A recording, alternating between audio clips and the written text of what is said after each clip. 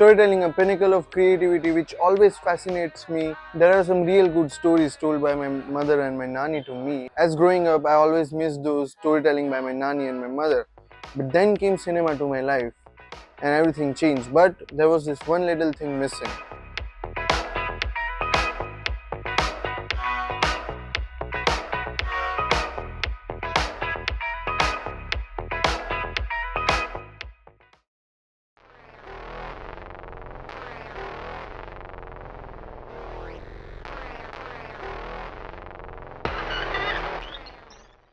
I still remember one day I was sitting and scrolling through my Insta feed, and then come one reel. It was a fiction short reel, and the moment I saw a lady doctor in it in a dark atmosphere, that one thing caught my attention. I finished the whole reel and couldn't help but dig into that case, and it was devastating.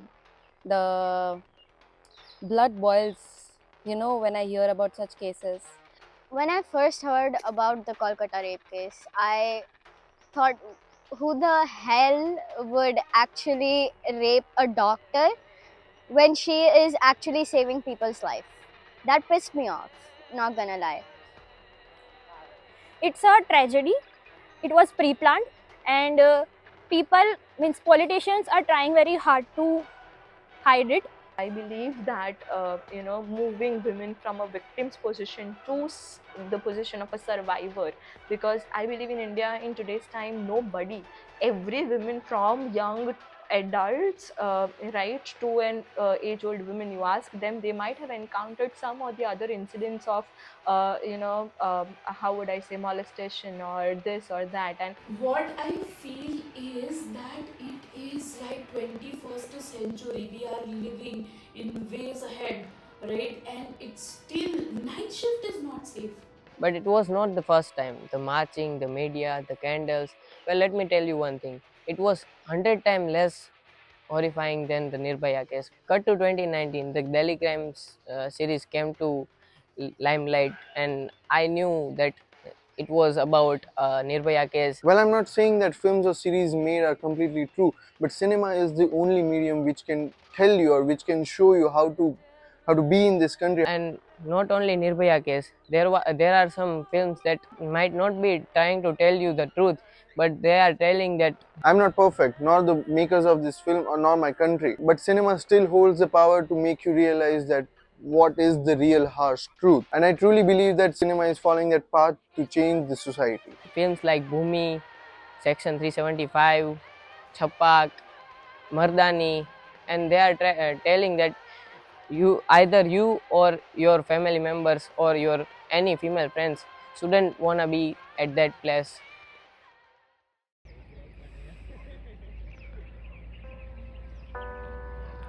Chitra Banerjee Divakaruni, the author of The Palace of Illusions. So, particularly, why this book, right? Because this book made me feel like it could be like 21st century or it could be 100 years ago from today. Women are still fighting the same battle, right? And these battles could be won if only we do not forget the strength in our voices. This author always comes up with characters of like strong independent women. Not just that, but even if they were strong and independent, they still had so many phases that they had to get through to get to a point where their names are well known. Okay, so that is one point that I love about this author. a field that I'm obsessed with right now is literature. And even in literature, if we specifically analyze the field of poetry, so we can actually see the whole lineage of how women have come from various backgrounds to be speaking of what they truly believe in. The innocence and wholesomeness as a grown man was much needed when you feel that the life is not worth living or doing some stuff to make it worth living. Watching an action-packed film or a crazy drama doesn't elevate your life, but filmmakers like Deepa Mehta, Mira, payal, kiran, Farah Khan, meghna, Gulzar has completely changed the path of India and overall cinema itself. Deepa Mehta didn't just wanted to tell the story of suffering. She wanted to show the power of hope, humanity, and resilience. This movie teaches us to move forward despite everything pulling us back. We see people are suffering, but we also see them helping each other, understanding the meaning of life in the small everyday moments of connections. They found each other, each other's company more reliable and more comforting emotionally and mentally, and they became close to each other. So Deepa Mehta was technically trying to tell us how a relationship should be and how a relationship shouldn't be. I'm an independent filmmaker. In that, I produce and direct my work, and I insist on complete creative freedom, which, by its very nature, puts me apart from wanting to be on the A list of Hollywood directors or whatever. If I wanted to be in that list, then I probably would have felt the mantle of womanhood and all that. But I'm not engaged in that. I'm engaged in really exploring my own take on the world and my own vision of the world in my own way. And since I'm a woman, and I'm totally thrilled to be one, I certainly bring that to my films. Having said that, there are no stereotypes of how a woman sees the world necessarily. I remember being quite delighted with Salaam Bombay when I first was known, that a lot of people just presumed I was a man, and because they were sort of stunned by the ruthlessness and the kind of unsentimentality of the film. And just as I am deeply in love with women and deeply in love with seeing the world sensually, I really do. And there are certain very strong poets whose voice are not only affecting a few but many with the power that the words carry. If traditional works come, Kamla Das is one of the very famous poets, and her poetry are amazing, fighting all the battles of how people have labeled women and throwing all of those labels to the trash and trying to rejuvenate, revive through the words from nature, and then even revolutionary for a woman to drink and smoke and go beyond the boundaries of what men do, and how women can also enjoy the same.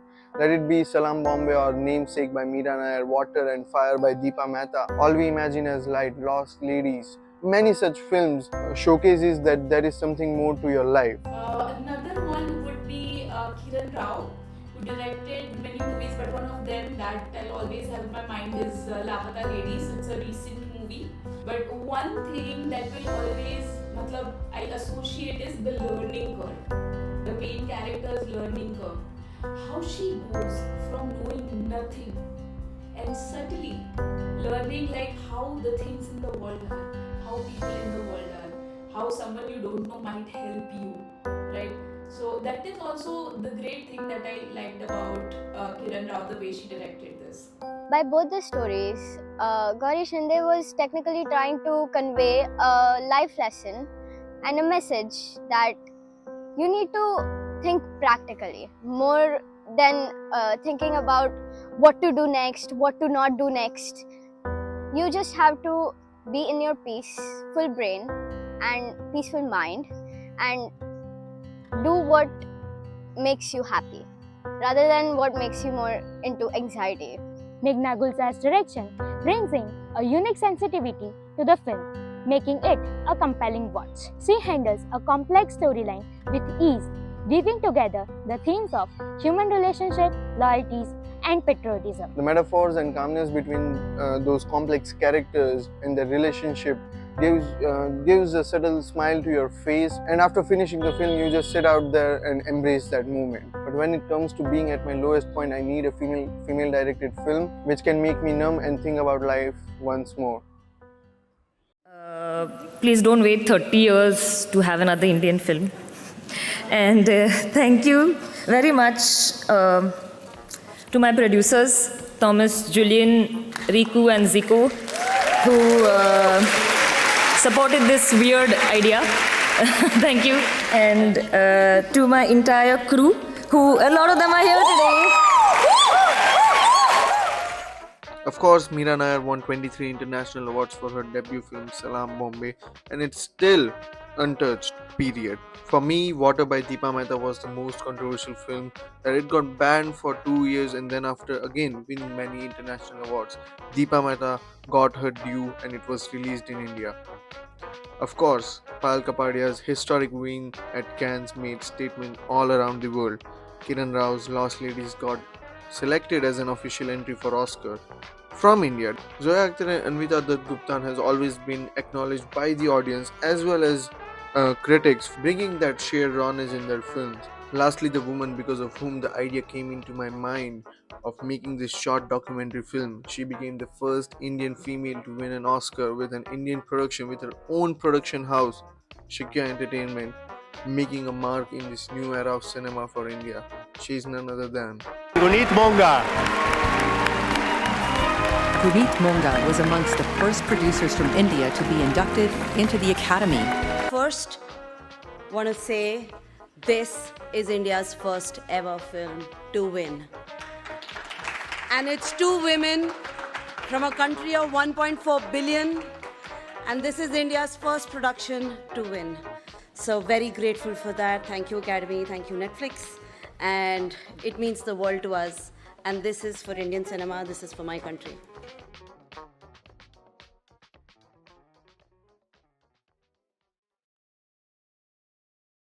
We women are capable of doing anything. We are strong, we are independent, we are bold, we drive to achieve anything what we want to. Okay, one thing that I would like to say all the girls, women out there is that there is never going to be a time when you don't have problems in life, but if you have support from your loved ones, the people around you, okay, so choose people wisely. They are going to be a big factor in your life. Support the women in your life. Speak up against harassment. Demand stronger laws and better implementation. Because when women feel safe, society as a whole progresses. Let's work towards a world where safety is not a dream but a reality for every woman. So, honestly saying, there is still a huge demand globally saying of women empowerment. But there have been many women who have been fortunate to be in the field of their choice and to excel. Have that meaning to transcend and through words of poetry, because nobody would like to read 1,000 word and then get inspired. So through the minimum words of crux, you inspire somebody to motivate somebody to achieve something bigger, to simply turn down to the humanitarian outlook. I believe that these poets have done great work and they are still inspiring, and I hope they continue to inspire more women to come into different ages.